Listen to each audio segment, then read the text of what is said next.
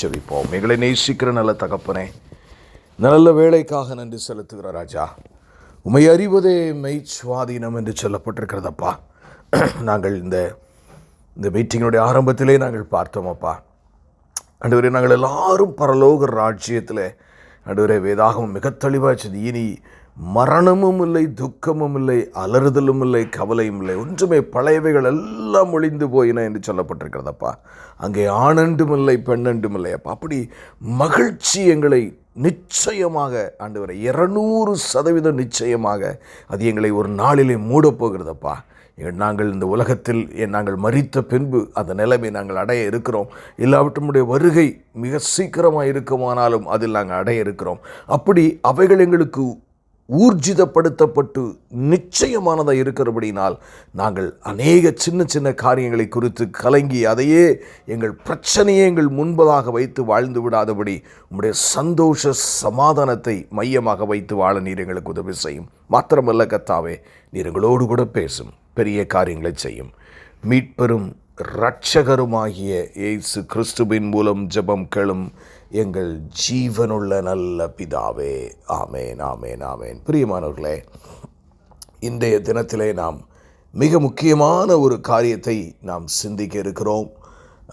நீங்கள் இந்த செய்தியை வாழ்க்கையிலே மறந்துவிடக்கூடாத ஒரு செய்தி. அல்லேலூயா, அல்லேலூயா. ஏன்னா பைபிளில் த ஃபஸ்ட் மென்ஷன் பிரின்சிபல் என்று சொல்வார்கள். ஏதாவது ஒரு காரியம் வேதாகமத்தில் முதல் முறையாய் சொல்லப்படுகிறது என்பது மிக முக்கியமான காரியம். பெரிய பெரிய வேத பண்டிதர்கள் எல்லாம் ஒரு காரியத்தை குறித்து ஆழமாக சிந்தித்து தியானிக்க வேண்டுமானால் முதலில் அது வேதாகமத்தில் எங்கு, எப்பொழுது, எந்த சூழ்நிலையிலே அவைகள் வெளிப்படுத்தப்பட்டிருக்கிறது, அதில் கர்த்தர் என்ன சொன்னார் என்று அதை நாம் சிந்திப்பது ஒரு முக்கியமான வேதத்தை கற்றுக்கொள்ளுகிற பிள்ளைகளுக்கு அவசியமான ஒன்று. அந்த அடிப்படையையும் நான் நினைவு கூறுகிறேன். ஆகவே இன்றைக்கு நாம் மிக முக்கியமான ஒரு காரியத்தை நாம் அறிந்து கொள்ளப் போகிறோம். அதுவும் ஆதியாகமம் 4ஆம் அதிகாரம் 7ஆம் வசனத்தை குறித்து நாம் ஆழமாக நாம் சிந்திக்க இருக்கிறோம்.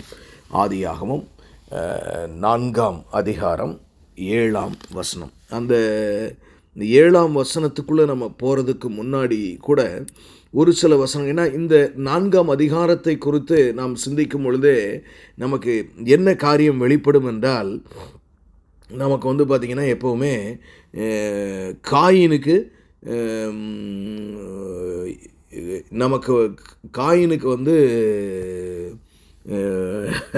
எங்கேருந்து மனைவி வந்தாள் என்று தான் நாம் முதலாவது நாம் சிந்திப்போம். எப்போவுமே காயினுக்கு மனைவி எங்கிருந்து வந்தாள் அப்படிங்கிறதான் நம்முடைய அநேகருடைய சிந்தையாக இருக்கும். ஆனால் இன்றைக்கு நாம் அதை சிந்திக்க போவதில்லை. ஒருவேளை அந்த கேள்வி உங்களுக்கும் இருக்குமானால் அது நீங்கள் தனிமையாக என்னிடத்திலே தொலைபேசியிலே நீங்கள் அணுகுவீரானால் அதற்கு தெளிவான பதிலை நான் கொடுப்பதற்கும் தயாராக இருக்கிறேன். ஆனால் நாம் இன்றைக்கு அதை பார்க்க போகிறதில்லை. மிக கவனமான ஒன்று, ஆதியாகமம் 4ஆம் அதிகாரம் 5ஆம் வசனத்திலிருந்து நான் உங்களுக்கு வாசிக்கிறேன். கவனமாய் கேளுங்கள். காயினையும் அவன் காணிக்கையும் அவர் அங்கீகரிக்கவில்லை. அப்பொழுது காயினுக்கு மிகவும் எரிச்சல் உண்டாகி அவன் முக நாடி வேறுபட்டது. அப்பொழுது கர்த்தர் காயினை நோக்கி, உனக்கு ஏன் எரிச்சல் உண்டாயிற்று? உன் முக நாடி ஏன் வேறுபட்டது? நீ நன்மை செய்தால் மேன்மை இல்லையோ? நீ நன்மை செய்யாதிருந்தால் பாவம் வாசற்படியிலே படுத்திருக்கும். அவன் ஆசை உன்னை பற்றி இருக்கும், நீ அவனை ஆண்டு கொள்ளுவாய் என்றார். It's an amazing. முதலாவது பிரியமானவர்களே, ஒரு காரியத்தை நான் உங்கள் மத்தியிலே இந்த கான்டெக்ஸ்டுவலாக நான் எடுத்து வைக்க விரும்புகிறேன். மிக கவனமாக கேளுங்கள். நீங்கள் பார்த்தீங்கன்னா 7ஆம் வசனம் வரைக்கும் காயின் என்ன செய்யலைன்னா கொலைக்குள் அவன் போல, அதுக்கப்புறம் தான் கீழே தான் அவன் கொலை செய்கிறான். அதாவது இங்கே என்ன அழகாக கர்த்தராகிய தேவன், இஸ்ரவேலின் தேவன் ஒரு காரியத்தை செய்கிறார். என் மகனாகிய காயின் ஒரு கொலைபாதகம் செய்ய போகிறான், அவனை நான் எப்படியாயிலும் அவன் பாவத்திலிருந்து அவனை தடுக்க வேண்டும் என்று பேசினது தான் இந்த 7ஆவது வசனம். அல்லேலூயா.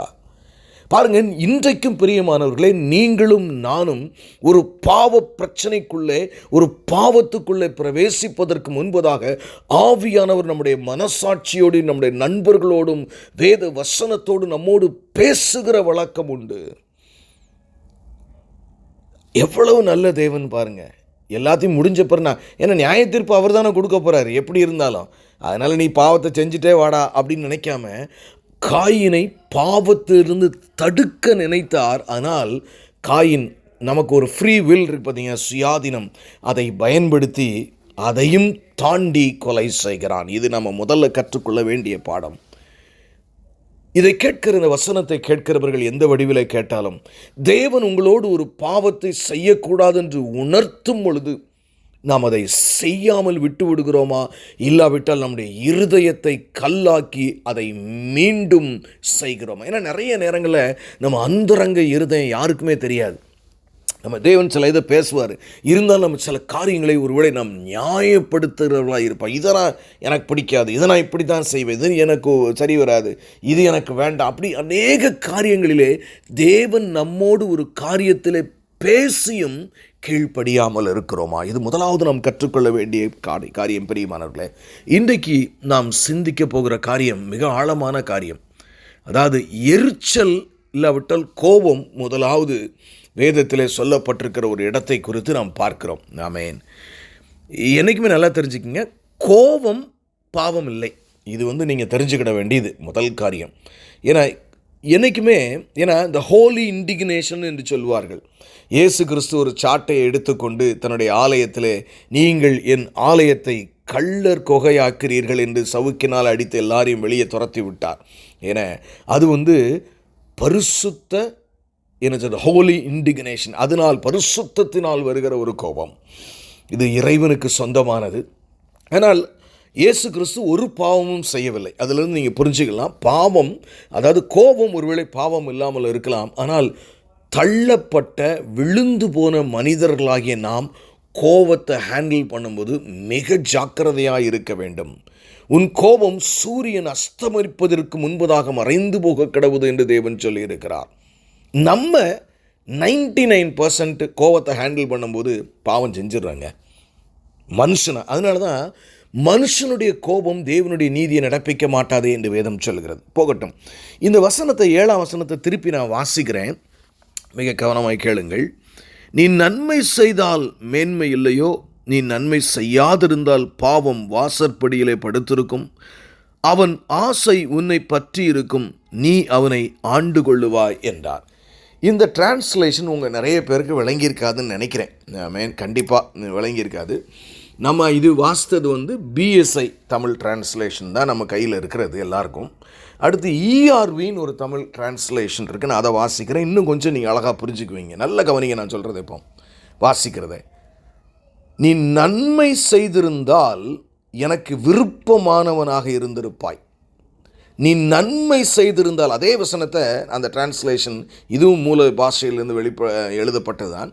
நீ நன்மை செய்திருந்தால் எனக்கு விருப்பமானவனாக இருந்திருப்பாய், நானும் உன்னை ஏற்றுக்கொண்டிருப்பேன். ஆனால் நீ தீமை செய்தால் பிறகு அந்த பாவம் உன் வழியில் இருக்கும். உனது பாவம் உன்னை அடக்கி ஆள விரும்பும், நீயோ உன் பாவத்தை அடக்கி ஆள வேண்டும் என்றார். அமேசிங் ரெவலேஷன் பிரியமானவர்களே, அமேசிங் அமேசிங் அமேசிங். ஆண்டவர் என்ன சொல்கிறாரு? பாவம் எங்கே ஆரம்பிக்க, அதாவது நீங்கள் ஒரு காரியத்தை செய்வதற்கு முன்பதாக அது நீதி உள்ளதாக இருந்தால் பாவம் உள்ளே வராது. அதுதான் ஆண்டவர் சொல்கிறாரு, நீ நன்மை செய்திருந்தால் எனக்கு விருப்பமானவனாக இருப்பாய். ஏன்னா நம்ம டிரான்ஸ்லேஷன், நீ நன்மை செய்தால் மேன்மை இல்லையோ. காயின் அந்த நன்மையை விட்டு விட்டான். அவனுக்கு என்னென்ன ஒரு எரிச்சல், என்னுடைய காணிக்கை ஏற்றுக்கொள்ளப்படவில்லை, அவன் அடுத்தவன் காணிக்கை ஏற்றுக்கொள்ளுகிறாரே, சகோதரனுடைய காணிக்கை என்று சொல்லி அவனுக்கு அது ஒரு அவ்வளவு பெரிய ஒரு ஈகோ பிரச்சனையோ இல்லை எந்த பிரச்சனையோ தெரியவில்லை. பிரியமானவர்களே, அவனுக்குள்ளே கொலை செய்கிற அளவிற்கு ஆண்டவர் சொல்கிறாரு. அதை நல்லா தெரிஞ்சுக்கங்க, நல்ல கவனமாக கேளுங்கள் இந்த செய்தியை. நான் மீண்டும் சொல்லுகிறேன், காயினுடைய வாழ்க்கையில் இருதயத்தில் கோபம் இருந்தது, வாசற்படியிலே கொலை பாதகம் இருள் படுத்து கிடந்தது, பாவம் படுத்து கிடந்தது. நல்ல கவனிங்க, காயின் தன் இருதயத்திலே கோபத்தை அனுமதித்தான். அநீதியவன் நீ என்னைக்கு நீ அநீதியான செயலுக்குள்ள உன் இருதயத்தை அனுமதிக்கிறாயோ, அன்றைக்கு உன் வாழ்க்கை என்னும் வாசப்படியிலும் உன் வீடு என்னும் வாசப்படியிலும் இருள் பாவம் படுத்திருக்கும் என்று வேதம் நம்மை எச்சரிக்கிறது. பிரியமானவர்களே, அல்லேலூயா, எச்சரிக்கிறது. ஆமென். ஆழமான ஒரு சத்தியம் இது. என்ன ஒரு பாரியம்! அவன் இருதயத்திலே கோபம் இருந்தது, கொலை பாதகம் வாசற்படியில் இருந்தது. இந்த நான் புதிதாய் வாசித்த அந்த டிரான்ஸ்லேஷன் அழகா என்ன சொல்லுதுன்னு பாருங்க. நீ நன்மை செய்திருந்தால் எனக்கு விருப்பமானவனாக இருந்திருப்பாய், நானும் உன்னை ஏற்றுக்கொண்டிருப்பேன். ஆனால் நீ தீமை செய்தால் பிறகு அந்த பாவம் உன் வழியில் இருக்கும். நீ நடந்து போகும்போது, உங்கள் வீட்டை விட்டு வெளியே போகும்போது, அது குரங்கு மாதிரி ஒரு இருள் உங்களையும் உங்கள் குடும்பத்தையும் தவ்வி பிடிக்க காத்திருக்குமாம். எச்சரிக்கை. எனக்கு அருமையான தேவஜனமே, எல்லா பாவங்களையும் மன்னிப்பதற்கு மூல காரணமாய், அன்பின் மூலஸ்தானமாய் இருக்கிறவர் அவர் தன் ஜனங்களுக்கு ஒரு அருமையான ஆலோசனை கொடுக்கிறார். நீ எந்த ஒரு காரியத்தை செய்யும் பொழுதும், எந்த ஒரு காரியத்தை நீ பேசும் பொழுதும், எந்த ஒரு காரியத்தை நீ சிந்திக்கும் பொழுதும் அது நீதி உடையதாய் இருக்க வேண்டும், நன்மையானதாய் இருக்க வேண்டும். நீ அங்கே தவறுனாலே பாவம் உன் வாசற்படியிலே படுத்திருக்கும் என்று வேதாகமம் சொல்லுகிறது. இந்த ஆலோசனை பெரிய சைக்காட்ரிஸ்ட் கூட கொடுக்க முடியாது. பிரியமானவர்களே, வானத்தையும் பூமியும் உண்டாக்குனவர் தன் ஜனத்திற்கு அதை கொடுக்கிறார். Be careful. நீங்கள் எதுவாக இருக்கலாம், உங்கள் வாழ்க்கையில் எந்த ஒரு சூழ்நிலையாக இருக்கலாம், அநீதியான முடிவு, ஆமென், எனக்கு இதுதான் பிடிக்கும், நான் இப்படித்தான் செயல்படுவேன் என்று ஒருவேளை ஏதாயிலும் ஒன்றில் தேவ வசனத்திற்கு புறம்பாகவோ, தேவன் உங்களோடு பேசுகிற காரியத்திற்கு புறம்பாகவோ, கிறிஸ்துவின் அன்பை வெளிப்படுத்துகிறதற்கு புறம்பாகவோ நம் இருதயத்தில் அநீதி தோன்றுமானால், அல்லேலூயா. 2 நாட்களுக்கு முன்பதாக இந்த வேதத்தை, இந்த பகுதியை வாசிக்கும் பொழுது மெய் சிலிர்த்து போனேன். பிரியமானவர்களே, நான் என்னையே சிந்தித்துக் கொண்டிருந்தேன். என்னுடைய வாழ்க்கையில் எங்கெங்கெல்லாம் அநீதி காணப்படும் பொழுதெல்லாம், ஏன்னா இது நல்லா தெரிஞ்சுக்கங்க, எப்போல்லாம் அநீதி உங்கள் வாழ்க்கையில் கடக்கும் பொழுது நீங்கள் நம்ம நினைக்கலாம், பாவம் செஞ்சுட்டு அப்புறம் போயிட்டே இருக்கலாம், ஜாலியாக ஒன்றும் பிரச்சனையே இல்லை அப்படின்ட்டு. அதான் இயேசு கிறிஸ்து தான் எல்லா பாவத்தையும் நமக்காக சிலுவை மறிச்சிட்டாருன்னு. உண்மைதான், மறிச்சிருக்கிறார். ஆனால் என்ன நடக்கும்னு கேட்டிங்கன்னா, நீங்கள் பாவம் செய்யும் பொழுது அதை நீங்கள் அறிக்கையிட்டு மனம் திரும்பி வருகிற வரைக்கும் ஒரு ஆவிக்குரிய போராட்டமாய் அதை மாறுகிறதாக இந்த வசனம் சொல்லுகிறது. நீ நன்மை செய்தால் உனக்கு மேன்மை இல்லையோ, நீ தீமை செய்தால் உன் பாவம் உன் வாசற்படியிலே படுத்திருக்கும். It involves a spiritual darkness. ஏன் தேவன் பாவம் செய்யக்கூடாதுன்னு உங்களுடைய வாழ்க்கையிலும் என்னுடைய வாழ்க்கையிலும் மீண்டும் மீண்டும் வேத வசனத்தில் எழுதி வைத்திருக்கிறார். நல்லா யோசிச்சு பாருங்க. மோசைக்கு 613 கட்டளை. ஆனால் வேத பண்டிதர்கள் சொல்லுகிறார்கள், புதிய ஏற்பாட்டில் நீ அப்படி இருக்கக்கூடாது, எப்படி இருக்கான்னு கிட்டத்தட்ட 1800 கட்டளைகளுக்கு மேலாக இருக்கிறது. பெரியமா, ஏன் புதிய ஏற்பாட்டில் அவ்வளவு கட்டளைகள்? பாவம், it involves a spiritual darkness. நம் பாவம், எதையாவது ஒன்று பேசிட்டு, எதையாவது நம்ம ஒன்று கோவப்பட்டுட்டு, பின்னாடி இதனுடைய கான்சிக்வன்சஸ் வில் பி தேர். நீங்கள் யாராயிருந்தாலும் சரி பிரியமானவர்களே, இதுதான் சத்தியம். இது வேதம் போதிக்கிறது. நம்முடைய வாழ்க்கையிலே கோபத்தை குறித்து மிக ஜாக்கிரதையாக இருக்க வேண்டிய ஒரு காரியத்தை வேதத்தின் முதலிலேயே 4ஆம் அதிகாரத்திலே தேவன் எழுதி வைத்திருக்கிறார். இது என்ன நடக்குமா, நீங்களும் நானும் அநீதியாக நம்ம அப்படி ஒரு முடிவெடுத்து சில காரியத்தில் இருக்கும் பொழுது, நாம் வெளியே போகும் பொழுது ஒரு இருள் குரங்கு போல நம்மேல் தொத்தி கொள்ளுமா. என்ன சொல்லுதுன்னு பாருங்க. ஆனால் நீ தீமை செய்தால் அது பிறகு அந்த பாவம் உன் வழியில் இருக்கும், வந்துருங்கிறாரு. அது மாத்திரமல்ல, வந்துட்டா பரவாயில்லங்க, தட்டி விட்டுடலாம்ல தூசி மாதிரி. அதில் ஒரு சின்ன பிரச்சனை இருக்குது. என்ன சொல்லுது வேதவசனம் கேளுங்க. உனது பாவம் உன்னை அடக்கி ஆள விரும்பும். பாவம் உள்ள வந்த உடனே, ஏன் பாவம் செய்யாதே, பாவம் செய்யாதே, பாவம் செய்யாதன்னு வேதம் சொல்லுகிறது. அப்படி செய்யும் பொழுது வாசற்படியில் படுத்து கிடக்கிறது உள்ளே வந்துடும். உள்ளே வந்த பிறகு என்ன செய்யும்? நம்மளை கண்ட்ரோல் பண்ணுங்க. நான் ஏற்கனவே சொல்லியிருக்கேன், நமக்குள்ளே ஒரு ஜென்ம சுபாவம் ஒன்று இருக்கிறது. அல்லேலூயா. ஒரு ஆவிக்குரிய மனுஷனும் உள்ளே இருக்கிறான். நம்முடைய ஆவியானது தேவனால் ரட்சிப்பின் மூலமாக, அவர் கொடுத்த இலவசமான விலையேறப்பட்ட ரட்சிப்பின் மூலமாக ரட்சிக்கப்பட்டிருக்கிறது. அல்லேலூயா. ஆனால் நமக்குள்ள இருக்கிற ஜென்ம சுபாவம் தேவனே அதை விட்டுட்டு போயிருக்காரு. ஏன்னா அது இல்லைன்னா ஒரு பய ஜெபம் பண்ண மாட்டான். ஏன்னா எல்லாமே பர்ஃபெக்டாக இருக்கும், போராட்டமே இருக்காது. தேவனை தேட வேண்டும் என்பதற்காகவே அதை நமக்கு அனுமதித்திருக்கிறார். போகட்டும் பிரியமானவர். ஆனால் நம்முடைய வாழ்க்கையில் இந்த பாவம் என்னச்சுன்னா, அநீதியான ஒரு காரியத்தை செஞ்ச உடனே வாசப்படியிலேருந்து படுத்துட்டு அது தொத்தி மேலே உட்காந்து நம்மளை ஆள ஆரம்பிக்கும். அல்லேலூயா. இப்படி ஆளும் போது என்ன தெரியுமா? முதல்ல அநீதி காணப்படும் போது பாவம் வாசப்படியிலே படுத்திருக்கும். பின்பு பாவம் வீட்டிற்குள்ளே வந்த பின்னாடி, நம்முடைய வாழ்க்கைக்குள்ளே வந்த பின்னாடி சாபம் வாசற்படியிலே படுத்திருக்கும். அல்லேலூயா. இதுதான் பிரியமானவர்களே ஆன்மீக வாழ்க்கையினுடைய இட் இன்வால்வ்ஸ் ஸ்பிரிச்சுவாலிட்டி. ஆவிக்குரிய போராட்டமாய் அது மாறக்கூடும். ஆகவே தான் நாம் அது பிஞ்சிலேயே நாம் என்ன செய்யணும்? களைந்து விட வேண்டும். தேவனிடத்தில் மனஸ்தாபப்பட்டு, ஆண்டவரே நான் ஏன் இப்படி பேசுகிறேன், நான் ஏன் இப்படி செய்தேன், இனிமேல் என் வாழ்க்கையில் நீர் என்னை மன்னிக்க மட்டும், என் இருதயத்தை மாற்ற மட்டும் என்று சொல்லி உபவாசத்தோடு மனம் திரும்புகிறவர்களாய் நாம் இருக்க வேண்டும். அல்லேலூயா. ஏன்னா அது என்ன செய்யுமா? உங்களை ஆள ஆரம்பிக்குமா? ஆனால் இதனுடைய முடிவு என்ன சொல்கிறாருன்னு பாருங்களேன். அல்லேலூயா. ஆமென். ஆண்டவர் என்ன சொல்கிறாருன்னு பாருங்க. அதன் முடிவு என்ன சொல்கிறாரு? உன்னை அடக்கி ஆள விரும்பும். ஆமென் ஆமென். நீயோ உன் பாவத்தை, உனது பாவம் உன்னை அடக்கி ஆள விரும்பும். நீயோ உன் பாவத்தை அடக்கி ஆள வேண்டும். உங்களுக்கு ஒரு பெரிய ஸ்பிரிச்சுவல் பொறுப்பு இருக்குங்க. எனக்குள்ள ஒரு ஜென்ம சுவாபம் இருக்குது, என்கிட்ட ஒரு வீக்னஸ் சில சொல்லுவாங்க, ஏன்டா இது மட்டும் ஒரு பெரிய வீக்னஸுங்க, எனக்கெல்லாம் ஒரு மூடு அவுட்டானேன்னு வைங்களேன், அவ்வளோதான் சாடிடுவேன் நான் பாட்டு. அப்படிலாம் சாட முடியாதுங்க, சாடவும் கூடாது. இங்கே வேதம் மிக தெளிவாய் சொல்லுகிறது, நீ உன் பாவத்தை அடக்கி ஆள வேண்டுமாம். அல்லேலூயா. எவ்வளவு ஆழமான வார்த்தை என்று பாருங்கள் பிரியமானவர்களே. கர்த்தருடைய ஆவியானவர் நீங்களும் நானும் பாவம் செய்யாதபடிக்கு, நாம் கோபப்படும் பொழுது, எரிச்சல் படும் பொழுது எப்படிப்பட்ட வார்த்தைகள், காரியங்கள் எல்லாவற்றிலும் இருக்க வேண்டும் என்று ஒரு ஆழம் எங்கே எழுதியிருக்காரு?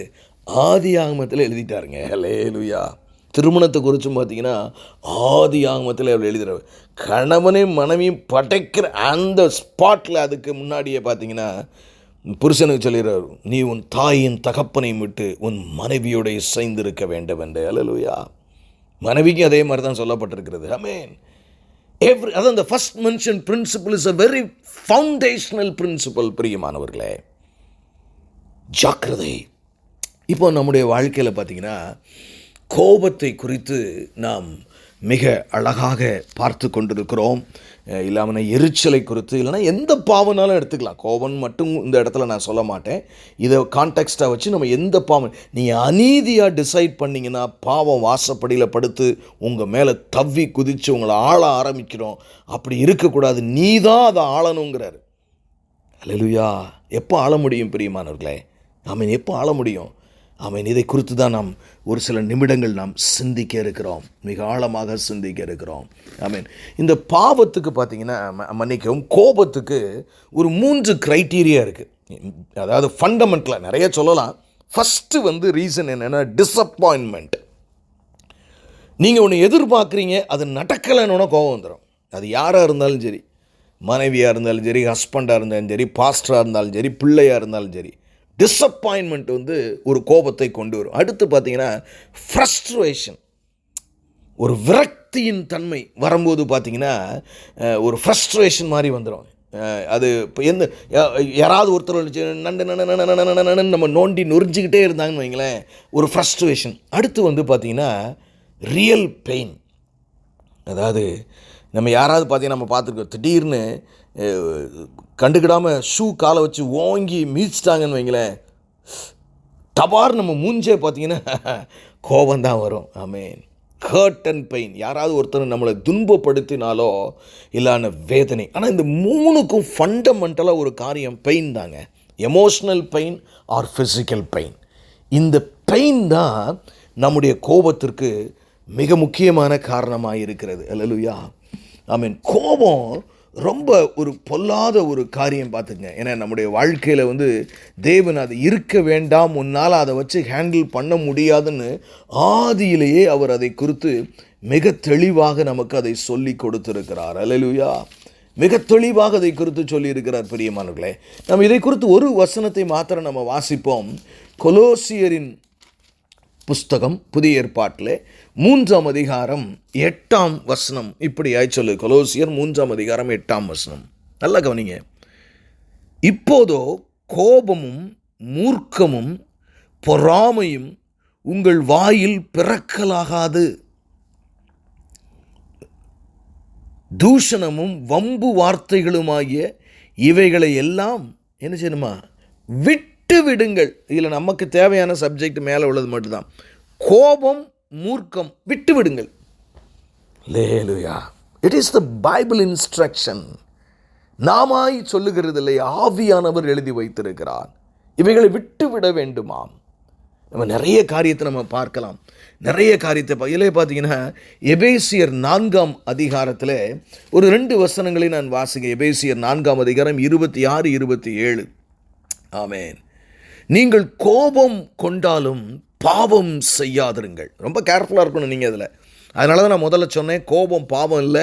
ஆனால் அது பெரும்பாலும் நம்ம ஹேண்டில் பண்ணும்போது, மனுஷன் ஹேண்டில் பண்ணும்போது, விழுந்து போன மனுஷன் ஹேண்டில் பண்ணும்போது பாவத்தில் முடிஞ்சிருது. சூரியன் அஸ்தமாகிறதற்கு முன்பதாக உங்கள் எரிச்சல் தனிய கிடவுது. காயினுக்கு தனியில். அல்லேலூயா, ஆமென். என்ன அழகா இருக்குது. அடுத்து சொல்லிட்டு 27ஆம் வசனத்தை பாருங்களேன். என்ன ரெண்டும் எப்படி பின்னி இருக்குன்னு பாருங்கள். நீ கோபத்தை குறித்து பேசிட்டு 27ஆம் வசனம் பாருங்கள். பிசாசுக்கு இடம் கொடாமலும் இருங்கள். நீ கோபப்பட்ட பிசாசு உன் வாழ்க்கையில் உன் குடும்பத்தில் வந்துடும். நீ யாராக இருந்தாலும் சரிங்க, பி கேர்ஃபுல். பிசாசுக்கு இடம் கொடாமலும் இருங்கள். எந்த கான்டெக்ஸ்ட்டு? நீங்கள் கோபம் கொண்டாலும் பாவம் செய்யாதிருங்கள், சூரியன் அஸ்தமிப்பதற்கு முன்பதாக உங்கள் எரிச்சல் தனிய கிடவது. ஆமென். ஏன்னா அதில் 2 புள்ளி இருக்கும் பார்த்தீங்கன்னா. ஏன்னா பிசாசு உள்ளே வந்துடுவான்டா, வாசலில் தான் படுத்திருப்பான், வந்துடுவான். God is warning you. Hallelujah. எனக்கு அருமையான தேவ ஜனமே, God is warning us. யாக்கோபு இதை குறித்து எழுதும்போது ஒரு காரியத்தை குறித்து சொல்லுகிறார். ஆமென், ஆமென். யாக்கோபின் புஸ்தகம் ஒரு நல்ல புஸ்தகம், உங்களுக்கு தெரியும் இல்லையா? யாக்கோபு 1ஆம் அதிகாரம் 19, 20 வசனம் இப்படியாய் சொல்லுகிறது. யாக்கோபு 1ஆம் அதிகாரம் 19, 20. ஆமென். ஆகையால் என் பிரியமான சகோதரரே, யாவரும் கேட்கிறதற்கு தீவிரமாயும் பேசுகிறதற்கு பொறுமையாயும். அல்லேலூயா. கோவப்படுறதுக்கு இல்லைங்க, பேசுகிறதுக்கே பொறுமையாக இருக்கணும் நீங்கள். அல்லேலூயா. ஏட்டு தொட பட பட பட பட பட பட வண்டியை நம்ம இருக்கக்கூடாது. ஆமென், விசுவாசி. ஆகையால் என் பிரியமான சகோதரரே, யாவரும் கேட்கிறதற்கு தீவிரமாயும் பேசுகிறதற்கு பொறுமையாயும் கோபிப்பதற்கு தாமதமாயும் இருக்க கடவார்கள். கோபிப்பதற்கு லாஸ்ட் ரெசார்ட்டு. அதுவும் நீதியோடு இருக்கணும். இல்லைன்னா இந்த இவ்வளோ பிரச்சனை வந்துடும். பெருச்சாலி உள்ளே வந்த மாதிரி எல்லாம் வீட்டுக்குள்ளே வந்துடும். பிரியமானவர்களே, ஜாக்கிரதை. ஆமென். மனுஷருடைய கோபம் தேவனுடைய நீதியை நடப்பிக்க மாட்டாதே. தேவனுடைய நீதியை நடப்பிக்கிறது தானங்க நீங்களும் நானும் உயிரோடு இருக்கிறோம். அல்லேலூயா. ஆனால் இப்போ ஒரு பாயிண்ட்டை நான் 2 பாயிண்ட்டை மட்டும் சொல்லி நான் முடிக்கிறேன். ஒருவேளை உங்களுக்கு விரோதமாக ஒருத்தர் கோபத்தோடு வர்றார். ஆமென். என்ன அதை நீங்களும் நிறைய நேரங்களில் என்ன செய்வோம், நம்மளும் திருப்பி பாத்திரம்டா நீ என்னடா அப்படிங்கிற மாதிரி தான் நமக்கு இருக்கும் இல்லையா? இப்போ ஃபார் எக்ஸாம்பிள் ஒரு வசனத்தை முதலாவது நான் வாசித்துக்கிறேன், அதான் உங்களுக்கு நல்லதாக இருக்கும். நீதிமொழிகள். இப்போ நம்ம என்ன பார்க்க போகிறோன்னா, ஒரு கோபத்தை அடக்குவது எப்படி, இல்லாவிட்டால் மேற்கொள்வது எப்படி, இல்லாவிட்டால் அதை கோபத்தை அவர் கோபம் இல்லாமல் போக பண்ணுவது எப்படி. நீதிமொழிகள் 15ஆம் அதிகாரம் 1ஆம் வசனம். நீதிமொழிகள் 15ஆம் அதிகாரம் 1ஆம் வசனம். மெதுவான பிரதியுத்திரம் உக்கிரத்தை மாற்றும், கடும் சொற்களோ கோபத்தை எழுப்பும். எது? கடும் சொற்கள் கோபத்தை எழுப்புமா? ஆனால் எது கோபத்தை குறைக்குமா, இல்லாமல் போக பண்ணுமா? மெதுவான பிரதியுத்தரம். நீங்கள் ஒருவேளை காரில் போயிட்டே இருக்கீங்கன்னு வச்சுக்கோமே, திடீர்னு மொத்தம் டமாருமே மோதிடுறீங்க. அவன் உள்ளேருந்து ஒருத்தர் ஒரு மகா பெரிய மீசக்காரன் மாதிரி கோபம், என்னையா இது, என்ன தப்பு நம்ம தான் இருக்கணும் வைங்களேன். நீலாம் வண்டி ஓட்டுறீங்க, லைசன்ஸ் வச்சுருக்க, நீலாம் எதுக்கு கார் வச்சுருக்க அப்படிங்கிற மாதிரி வர்றானா, சார் சாரி, நீ என் தப்பு தான், என் தயவுசெய்து மன்னிச்சிக்கின்னு அப்படி சொல்லி பாருங்களேன். சரி போங்கங்க. அந்த நேரமும் நம்ம ஈகோல நாங்களும் நீங்கள் எப்படி வந்திருக்கலாம் நேரம் நம்ம அங்கே தான் போய் சொல்லுவோம், அநீதி செய்வோம். ஆமென். மெதுவான பிரதியுத்தரம் உக்கிரத்தை மாற்றும். பைபிள் மட்டும் கரெக்டாக இருக்குங்க. யாரையாவது மத யானையை அடக்கணுமா, நீங்கள் தாழ்ந்து விட்டு கொடுத்து மன்னிப்பு கேட்டு அன்போடு பேசினால் உங்கள் குடும்பங்களிலும் சரி, உங்கள் ஆஃபீஸுகளிலும் சரி, உங்கள் திருச்சபைகளிலும் சரி, கோபத்தை அடக்குகிற மனிதர்களாய் நீங்கள் இருப்பீர்கள். இன்னொன்று ஒன்று சொல்லுது பாருங்கள். அதே நீதிமொழிகள் 15ஆம் அதிகாரம் 18ஆம் வசனம். கோபக்காரன் சண்டையை எழுப்புகிறான். அடுத்து பாருங்க, நீடிய சாந்தமுள்ளவனோ சண்டையை அமர்த்துகிறான். சண்டை கோபம்ங்கிற தீயை அமர்த்துகிறது யார் தெரியுமா? சாந்த குணம் உள்ளவர். இன்றைக்கெல்லாம் நம்ம எனக்கு வேலை கிடைக்கல, அது கிடைக்கல, இது கிடைக்கல, அந்த வீடு இல்லை, இந்த கார் இல்லை, இந்த பிரச்சனை, உபவாசம் என்ன பயங்கர ஜபம். ஆனால் நீங்கள் எதுக்கு ஜெபம் பண்ணணுங்க? எனக்கு சாந்த குணத்தை தாருமா. அதுக்காக 40 நாள் உபவாசம் இருந்து ஒரு விசுவாசி ஜெபித்தால் அவனே ஞானம் உள்ளவன். ஏன்னா அவன் எல்லை எங்கேயும் கோபம் இருக்காது, கோபத்தை அடக்குகிறவனாயிருப்பான். ரெண்டாவது, ஹல்லேலூயா, ஆமென். பிரியமானவர்களே, ஆமென். ரொம்ப முக்கியம். நீதிமொழிகள் 10ஆம் அதிகாரம் 12ஆம் வசனம் ஒரு காரியத்தை சொல்லுகிறது. நீதிமொழிகள் 10ஆம் அதிகாரம் 12ஆம் வசனம். பகை விரோதங்களை எழுப்பும், அன்போ சகல பாவங்களையும் மூடும்.